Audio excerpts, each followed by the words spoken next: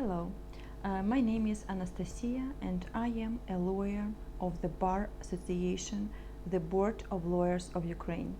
And today we will talk about residential lease.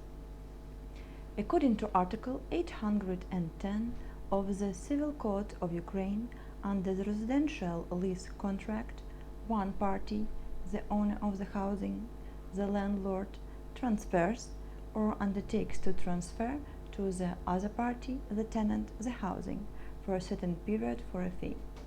The residential lease contract is concluded in writing.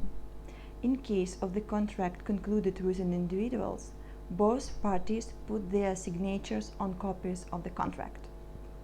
In case of the contract concluded with a legal entity, company, enterprise, or organization, in addition to the signatures, the contract must have the seal of the company.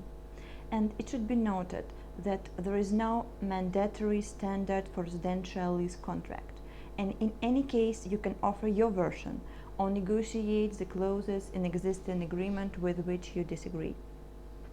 At the conclusion of the contract, one must check the data of the landlord and availability of the document of the housing, of the ownership. For example, it can be purchase and sale contract, gift agreement, certificate of the ownership, etc.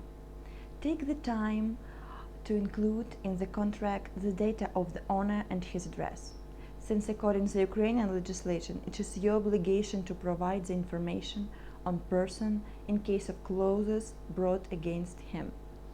The residential lease contract must specify the lease term. Otherwise, according to the Ukrainian legislation, the contract is deemed to be concluded for 5 years. And the scope of the contract must include the residential lease. No other information, no other services.